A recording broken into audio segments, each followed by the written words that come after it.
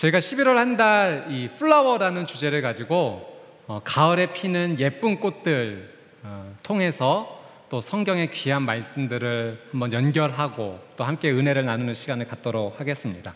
오늘 저희가 함께 드리는 이 예배의 주제꽃은 코스모스입니다. 이 코스모스는 가을을 상징하는 대표적인 꽃이죠. 특별히 우리 한국 사람들이 가을에 굉장히 좋아하는 꽃 가운데 하나입니다. 제가 이 코스모스라는 꽃을 찾아보니까요, 코스모스가 그리스어인데 질서라는 의미가 담겨져 있습니다. 카오스, 혼돈이라는 말에 정반대에 있는 질서, 코스모스입니다. 그리스 사람들은 그 온 만물이 질서 있게 이렇게 운행되는 모습을 보면서 이 우주를 코스모스라고 생각을 했는데요. 그래서 꽃 이름이기도 하면서 우주를 지칭하는 단어이기도 합니다. 제가 코스모스 사진을 좀 한번 준비해 봤는데요.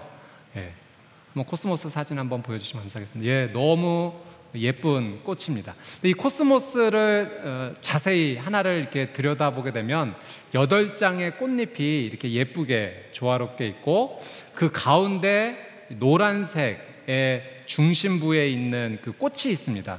코스모스의 저 부분이 진짜 꽃이라고 하더라고요. 저 부분을 관상화라고 부른다고 합니다. 이 관상화 부분을 자세히 들여다보면 하나하나가 마치 별 모양으로 이렇게 있는데요. 그래서 이 코스모스를 보고 있으면 별이 모여 있는, 그래서 우주를 보는 듯한 느낌을 이 꽃 한 송이를 통해서도 느낄 수가 있습니다. 이 코스모스의 꽃말이 순정입니다. 그러니까 순수한 사랑, 아무것도 섞이지 않았다는 거죠. 순정이라는 것은 순수하다는 것이고 아무것도 섞이지 않았다. 그래서 순수한 사랑을 생각하면 우리 깨끗한 어린아이들의 그 모습이 떠오르기도 합니다. 제가 재밌는 이야기를 들었는데, 그 한 아이가 이제 아빠가 집에서 어린 아이한테 얘기를 한 거예요. 아빠 바람 좀 쐬고 올게 라고 이렇게 얘기를 하고 이제 밖에 나가셨어요. 근데 이 아이가 말이 좀 서툴었던 겁니다. 아직 자라면서. 그래서 엄마가 아이에게 아빠 어디 가셨니? 네, 아빠 바람 피고 오신대요. 이렇게 아주 순수하게 깨끗하게 얘기했다는 이야기도 들어본 적이 있고요. 초등학교 1학년 아이가 이제 학교에 가서 가족을 이렇게 소개하는 시간 가운데 아빠를 이렇게 소개를 했던 거예요. 저희 아빠는 채식을 주로 먹는 채식주의자세요. 이렇게 얘기를 하려는데 너무 떨려서 이 채식주의자가 생각이 안 났던 거죠. 저희 아빠는 초식동물입니다. 이렇게 아주 순수하게 깨끗한 마음으로 발표했다는 얘기 들어봤습니다. 성경에서 이 순수한 사랑을 했던 사람이 누구일까? 저희 교육자들이 함께 모여서 이렇게 회의를 하다가 한 사람을 주목하게 됐어요. 그 사람이 누구인가? 바로 도마라고 하는 사람입니다. 이 도마는 예수님의 12제자 가운데 한 사람이에요. 근데 저희가 보통 도마 하면은 어떤 수식어가 따라오냐면은 의심 많은 이라는 표현이 따라옵니다. 그래서 도마의 이미지가 그렇게 긍정적이진 않습니다. 약간 부정적인 이미지를 가지고 있는 예수님의 제자, 의심 많은 도마라는 표현이 늘 자주 따라붙죠. 이 도마의 이야기가 성경에 많이 소개되어 있지는 않습니다. 근데 특별히 요한복음에 이 도마의 이야기가 3가지 에피소드가 나옵니다. 요한복음에만 나와요. 마태복음, 마가복음, 누가복음에는 도마의 이야기가 나오지 않습니다.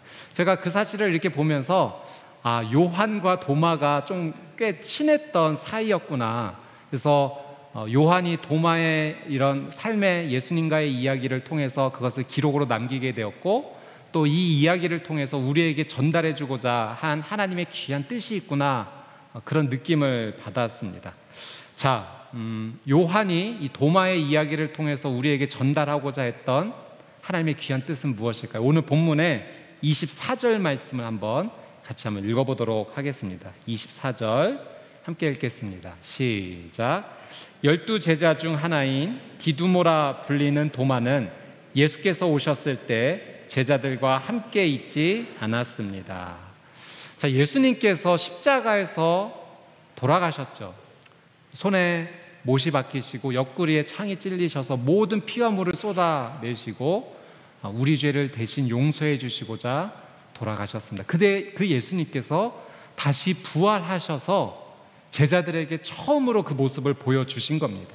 그런데 그 자리에 제자들이 두려워서 문을 잠그고 숨어있던 그 자리에 가룟 유다는 이제 스스로의 목숨을 끊고 나머지 제자들이 모여 있었는데 그 자리에 도마만 빠져 있었습니다. 그러니까 10명의 제자만 있었고 그곳에 예수님께서 나타나셔서 평안하라 말씀하시면서 손에 못자국과 옆구리에 창자국을 보여주셨죠.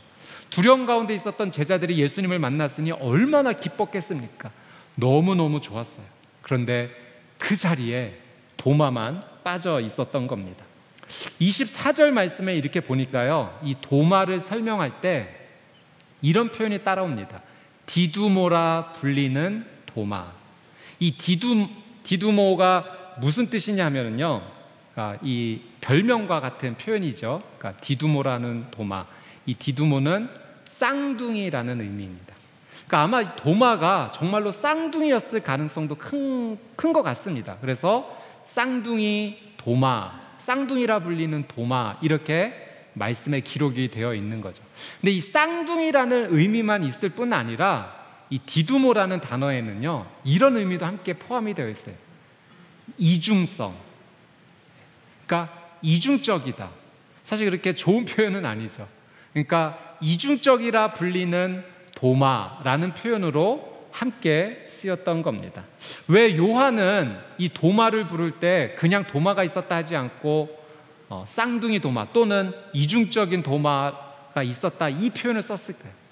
이 표현이요, 오늘 저희가 함께 말씀을 나누는 것 가운데 굉장히 중요한 의미가 있습니다. 그러니까 도마는 이중적인 사람이었다는 거죠. 두 가지 모습이 있었다는 겁니다. 그러니까 도마가 가지고 있었던 이 두 가지 모습이 무엇인가 저희가 말씀을 통해서 한번 좀 살펴보도록 하겠습니다. 자, 요한복음 11장 말씀에 보면 이런 도마의 에피소드가 기록이 되어 있어요. 예수님께서 사랑하시던 나사로라는 사람이 있었어요. 근데 이 나사로가 큰 병을 얻게 되고 거의 죽게 되었습니다. 그래서 예수님께 요청이 왔던 거죠. 예수님 빨리 와주셔서 이 나사로를 좀 살려주십시오. 그래서 예수님께서 이 나사로를 이제 회복시키고자 제자들에게 그곳에 가자라고 이야기를 했는데 제자들이 예수님 가시면 안 됩니다라고 적극적으로 만류를 하는 거예요. 가시면 안 됩니다. 어떤 이유가 있었냐면 예수님께서 그 유다 지방에 가셨을 때 이전에 많은 사람들이 돌을 던져서 예수님을 죽이려고 했었던 일이 있었던 거예요. 그러니 다시 그곳에 간다면 예수님이 위험에 빠질 가능성이 굉장히 큰 겁니다. 예수님뿐만 아니라 제자들도 함께 그 위험에 노출이 되는 거죠. 그래서 지금은 아닙니다. 지금은 가셔서는 안 돼요 라는 이야기를 제자들이 예수님께 했었습니다. 근데 그때 도마가 이런 말을 합니다. 우리 요한복음 11장 16절 말씀 한번 같이 읽겠습니다. 시작. 그러자 디두모라고도 하는 도마가 다른 제자들에게 말했습니다. 우리도 주와 함께 죽으러 가자. 여러분, 이 도마의 말이 너무 멋있지 않습니까? 네. 죽을 수도 있습니다. 주님, 다른 제자들은 다 말렸어요. 그런데 예수님이 가자라고 말씀하시니까 이 도마가 제자들에게 얘기한 거예요. 우리도 주와 함께 죽으러 가자. 여러분, 도마는요 굉장히 용기 있는 사람입니다. 굉장히 뜨거웠던 사람이에요. 지금 표현으로 말하면 상남자였어요. 우리 주님이 가시자고 하니까 우리 주님과 함께 죽을 마음을 가지고 함께 가자, 용기 있게 말했던 사람이 바로 도마입니다. 자, 그런데요 여러분, 이렇게 용기 있었던 도마의 모습이 있는 반면에 이런 모습도 보게 돼요. 오늘 저희가 24절 말씀을 봤을 때 도마는 예수님이 오셨을 때 처음 예수님이 제자들 만나주셨을 때 그 자리에 있지 않았다라고 성경이 기록하고 있죠. 도대체 왜 도마는 제자들과 함께 있지 않았을까요? 왜 혼자 고립되어서 혼자 떨어져 있었을까요? 이런 가능성이 굉장히 큽니다. 도마는 예수님께서 위험을 무릅쓰고 나사로를 살리러 가자라고 했을 때 용기 있게 대답했죠. 죽으러 가자라는 발언도 했을 만큼 용기 있었던 사람이에요. 그런데 예수님께서 실제로 십자가에 못 박히셔 죽으시는 모습을 보게 되었을 때요, 도마는 다른 제자들과 함께 도망갔었던 겁니다. 두려웠어요. 무서웠어요. 용기 있게 예수님과 함께 죽으러 가자라고 말했던 그 사람이 실제로 예수님이 그 큰 고난과 어려움에 처해 있는 것을 보자 그는 그 예수님의 고난 앞에서 도망을 갔던 거예요. 다른 말로 표현하면 예수님을 배신한 겁니다.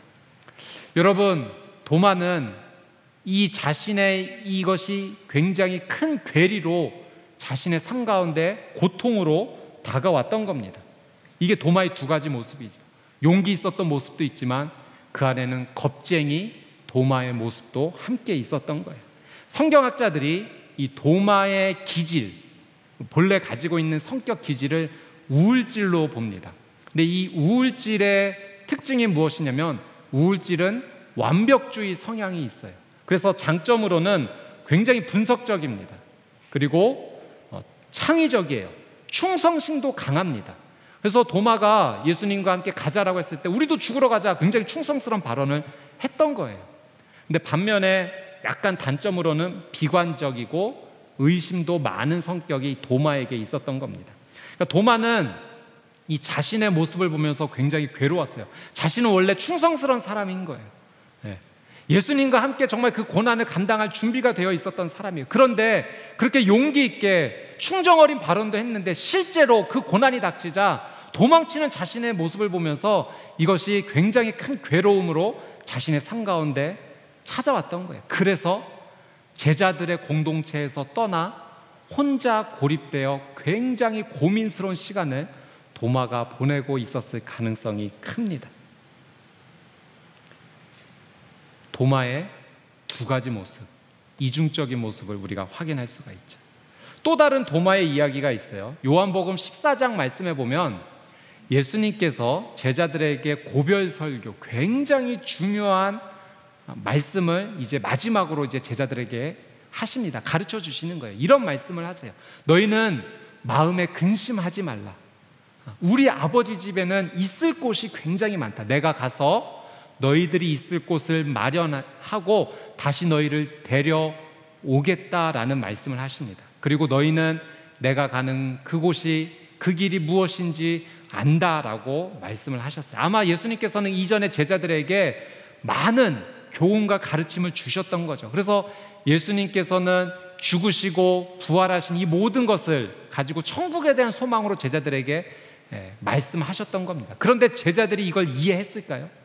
성경을 보면 도대체 이해하지 못하는 모습을 보는데요, 도마가 예수님의 이 말씀 앞에 이렇게 이야기를 합니다. 요한복음 14장 5절 6절 말씀인데요, 도마가 뭐라고 이야기하는지 한번 보도록 하겠습니다. 5절 6절 같이 한번 읽겠습니다. 시작. 도마가 예수께 물었습니다. 주여, 저희는 주께서 어디로 가시는지 알지 못하는데 그 길을 어떻게 알겠습니까? 예수께서 도마에게 말씀하셨습니다. 나는 길이요 진리요 생명이니 나를 통하지 않고서는 아버지께로 올 사람이 없다. 그러니까 예수님께서 너희는 내가 가려는 그 길이 무엇인지 안다, 내가 무엇을 행하려는지 너희는 안다 라고 말씀을 하시니까 솔직하게 얘기한 거예요. 주님, 저는 모르겠습니다. 주님이 가시려는 그 길이 도대체 어떤 길입니까? 도마가 솔직하게 예수님께 이렇게 질문을 했던 거예요. 그러니까 도마의 이 모습을 보면은요, 굉장히 진리를 간구하는 모습을 볼 수 있습니다. 그리고 자신이 모르는 것을 부끄럽게 여기지 않고 솔직하게 인정해요. 잘 모르겠습니다. 도마만 몰랐을까요? 아마 다른 제자들도 몰랐을 거예요. 그런데 다른 제자들은 그냥 아는 척하고 있는 거예요. 예수님께 묻지 않습니다. 근데 도마가 솔직하게 예수님 잘 모르겠습니다. 그 길이 도대체 무슨 길입니까? 알려주십시오. 이 질문을 하자 여러분, 저희가 정말 사랑하는 귀한 예수님의 말씀을 듣죠. 내가 곧 길이요 진리요 생명이니 나로 말미암지 않고는 아버지께로 올 사람이 없느니라. 예수님께서 이 말씀을 하신 이유는요, 도마가 질문했기 때문에 그래요. 도마가 묻지 않았으면 우리는 예수님의 이 말씀을 듣지 못했을지도 모릅니다. 여러분, 도마의 이 모습을 보십시오. 진리를 찾아 애쓰는 모습입니다. 진리를 얻기 위해서 최선을 다하는 모습이에요. 이것이 도마가 가지고 있었던 그의 모습입니다. 그런데 오늘 저희가 읽었던 이 본문에서 어떤 일이 일어나는가? 처음에 예수님께서 도마를 뺀 나머지 제자들을 만나 주셨잖아요. 그러니까 이 제자들이 도마를 만났을 때 어떻게 했겠습니까? 야, 우리가 부활하신 주님 만났어. 우리가 그분의 못자국, 손에 못자국을 보았고 옆구리에 그 창자국을 우리가 직접 보았어.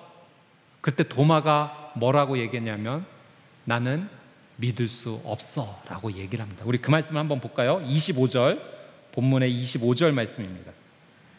같이 한번 읽겠습니다. 시작.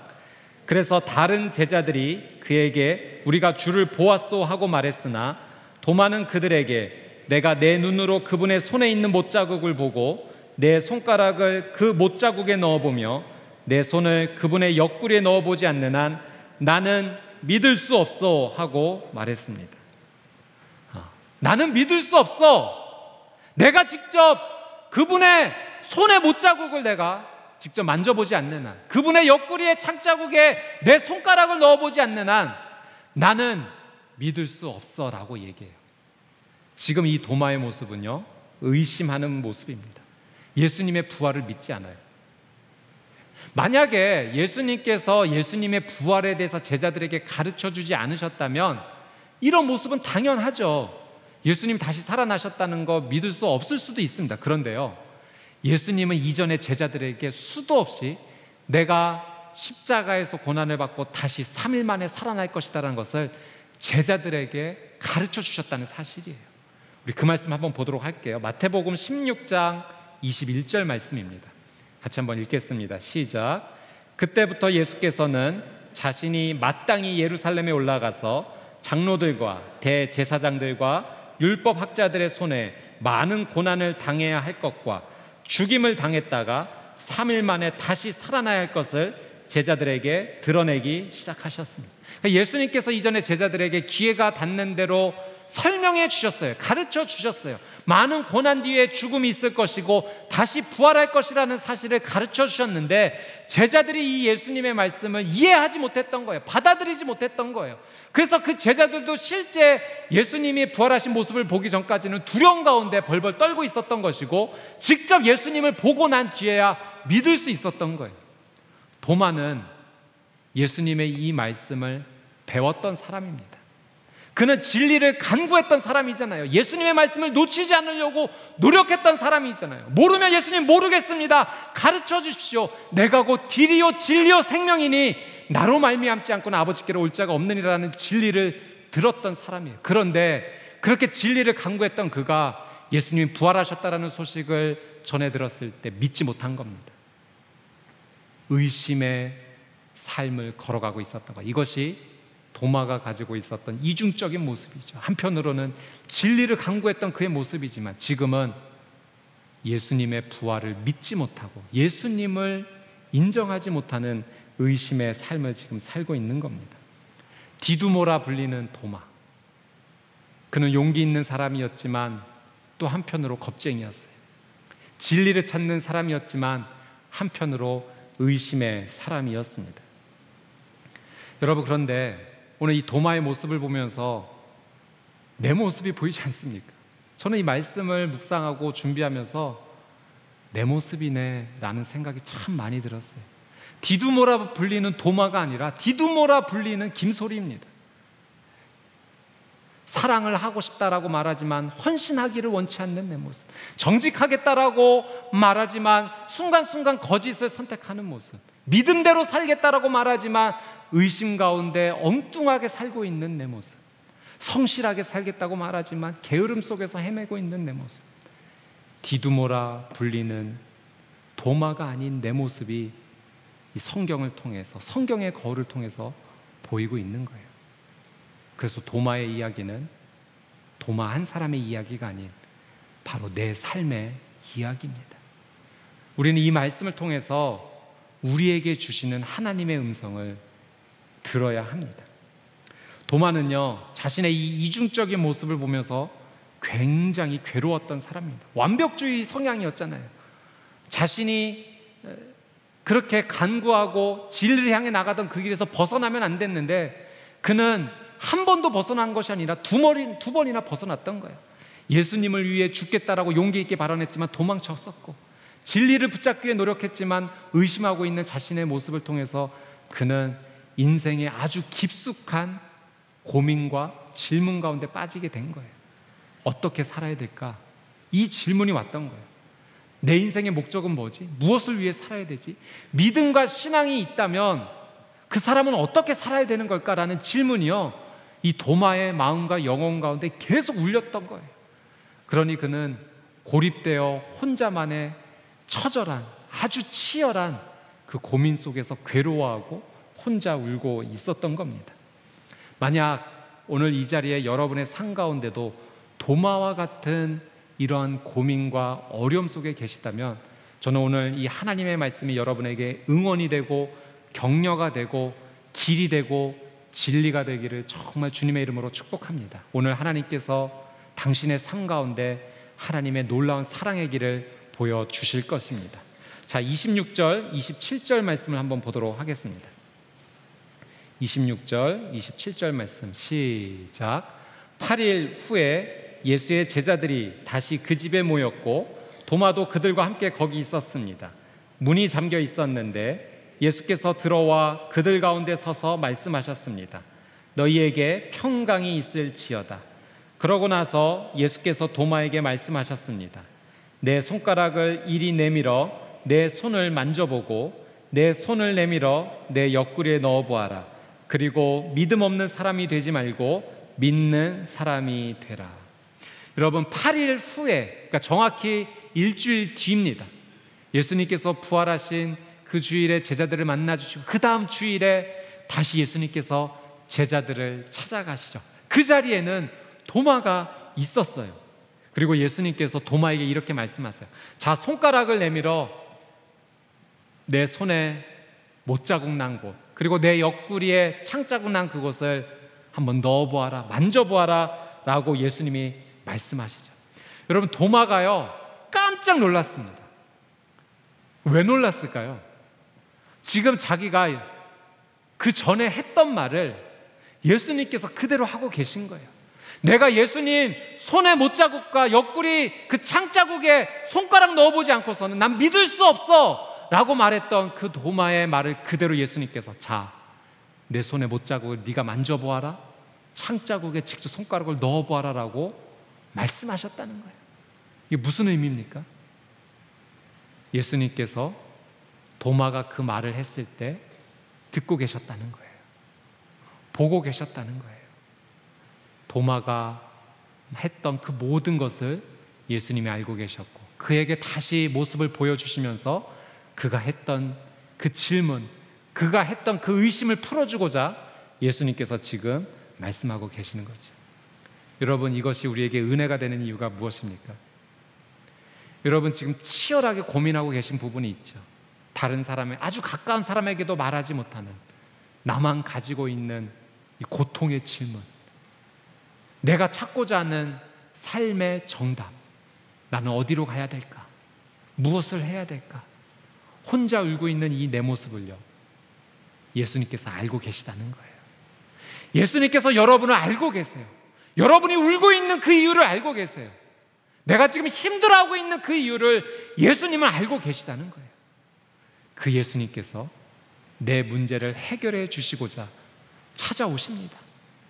예수님이 도마를 다시 찾아가셨듯이 그 예수님이 나를 찾아와 주신다라고 하는 사실이죠.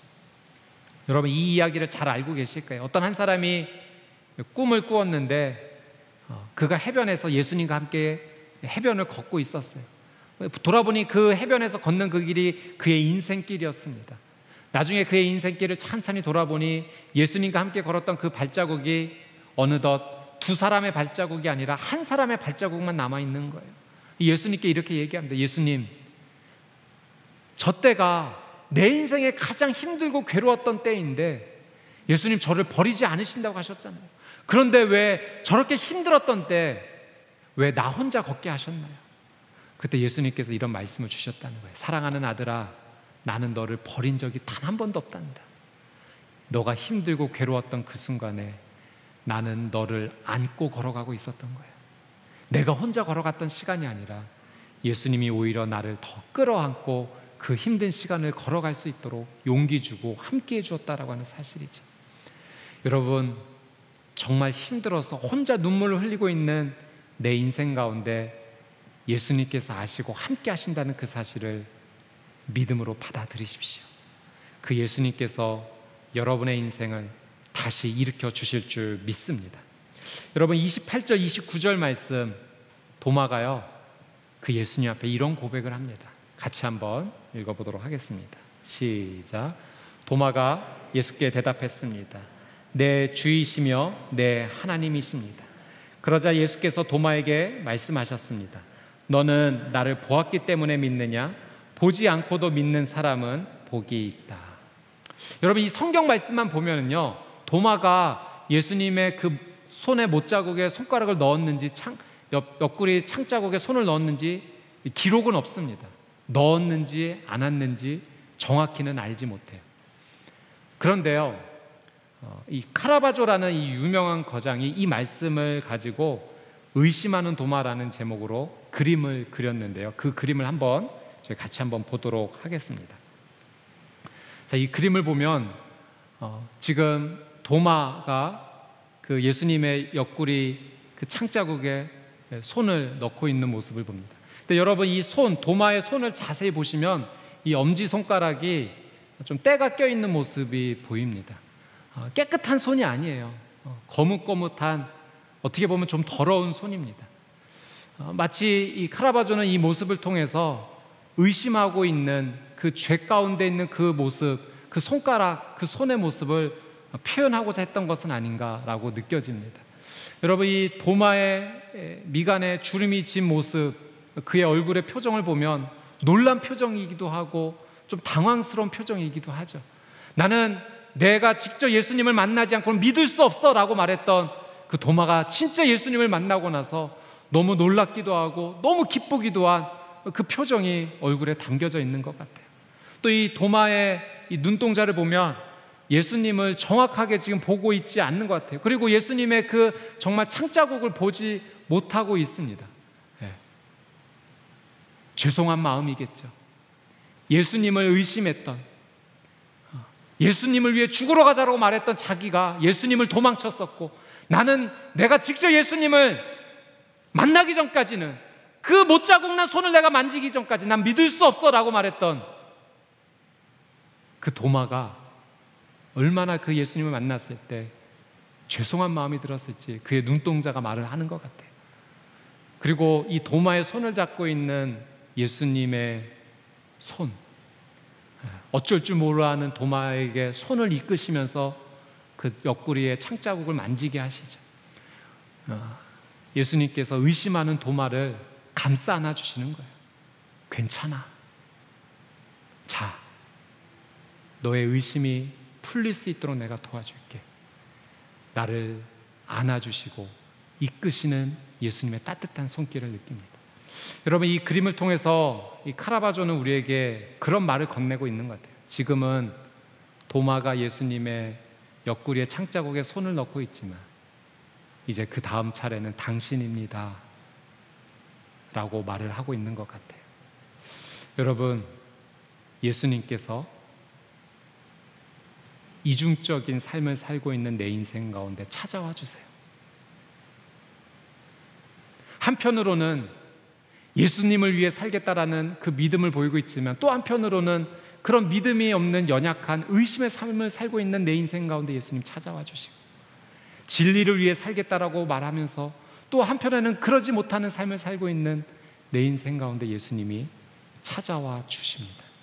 그리고 내 삶을 다시 회복시키기를 원하시는 거예요.